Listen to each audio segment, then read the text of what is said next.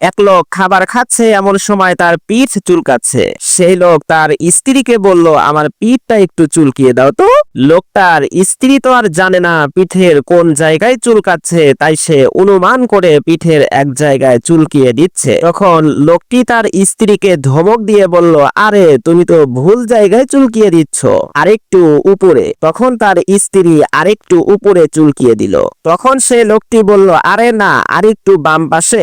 স্ত্রী যখন বাম পাশে চুলকিয়ে দিল, তখন ওই লোকটি বলল, আরে না, আরে একটু ডান পাশে। স্ত্রী যখন ডান পাশে চুলকিয়ে দিল, তখন ওই লোকটি বলল, আরে একটু নিচে। এত কথা বলার পরেও যখন স্ত্রীর হাত সঠিক জায়গায় গিয়ে চুলকাতে পারল না, তখন সেই স্ত্রী বলল, নিজের হাত দিয়ে চুলকাও, তাহলে সঠিক জায়গায় চুলকাতে পারবে। ঠিক একই ভাবে আল্লাহ তাআলার কাছে কিছু চাইতে হলে নিজেই চাও, কারণ সেই ভাড়া করা হুজুর তো আর জানে না তোমার চুলকানি অর্থাৎ প্রয়োজনটা কি।